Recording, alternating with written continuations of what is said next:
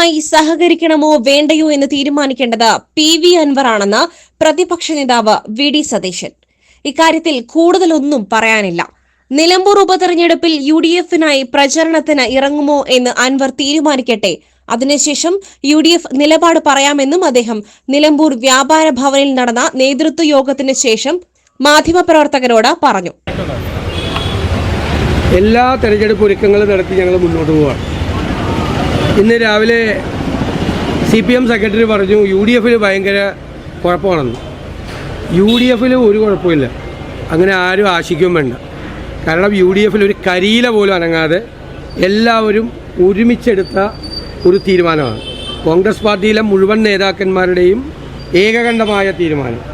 അത് മുഴുവൻ UDF നേതാക്കളുടെയും പൂർണ്ണമായ അനുമതിയോടുകൂടി സമ്മതത്തോടും കൂടിയാണ് ഏറ്റവും പെട്ടെന്ന് UDF സ്ഥാനാർത്ഥിയെ പ്രഖ്യാപിച്ച് ഇവിടെ തെരഞ്ഞെടുപ്പ് ഗോതയിലേക്ക് ഇറങ്ങിയിരിക്കുന്നത്. ഞങ്ങൾ ഇതിനു മുൻപേ തെരഞ്ഞെടുപ്പിൻ്റെ മുന്നൊരുക്കം ഭംഗിയായിട്ട് തുടങ്ങിയത്. ഞങ്ങൾക്ക് ഏത് സമയത്ത് തെരഞ്ഞെടുപ്പ് പ്രഖ്യാപിച്ചാലും ആ തെരഞ്ഞെടുപ്പിൻ്റെ പ്രവർത്തനം 24 മണിക്കൂറിനകം ആരംഭിക്കുന്നതിന് വേണ്ടിയിട്ടുള്ള എല്ലാ സന്നാഹങ്ങളുണ്ട്.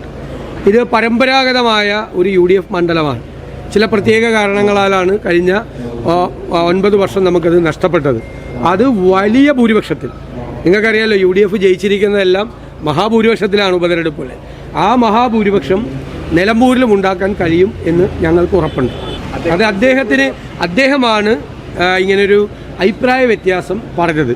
അപ്പോൾ തെരഞ്ഞെടുപ്പുമായി സഹകരിക്കണമോ വേണ്ടയോ എന്നുള്ള തീരുമാനം എടുക്കേണ്ടത് അദ്ദേഹമാണ്.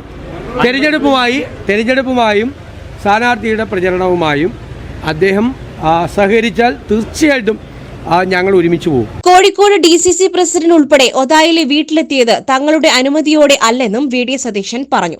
UDF-ൽ പ്രശ്നമെന്ന CPM സംസ്ഥാന സെക്രട്ടറി MV ഗോവിന്ദന്റെ പ്രസ്താവനയ്ക്കും പ്രതിപക്ഷ നേതാവ് മറുപടി നൽകി. ഒറ്റക്കെട്ടായി മണിക്കൂറുകൾക്കുള്ളിൽ സ്ഥാനാർത്ഥിയെ പ്രഖ്യാപിക്കുവാൻ കഴിഞ്ഞു. ഒരു കരിയില ഇളക്കുന്ന ശബ്ദം പോലും ഉണ്ടായില്ല. നിലമ്പൂരിൽ UDF ചരിത്ര വിജയം നേടുമെന്നും പ്രതിപക്ഷ നേതാവ് പറഞ്ഞു. കഴിഞ്ഞ ഉപതെരഞ്ഞെടുപ്പുകളിൽ UDF നേടിയതുപോലെ വൻ ഭൂരിപക്ഷത്തിൽ UDF നിലമ്പൂരിൽ വിജയിക്കുമെന്ന് KPCC പ്രസിഡന്റ് സണ്ണി ജോസഫും പ്രതികരിച്ചു. യോഗത്തിൽ UDF മണ്ഡലം ചെയർമാൻ CH ഇഖ്ബാൽ അധ്യക്ഷത വഹിച്ചു.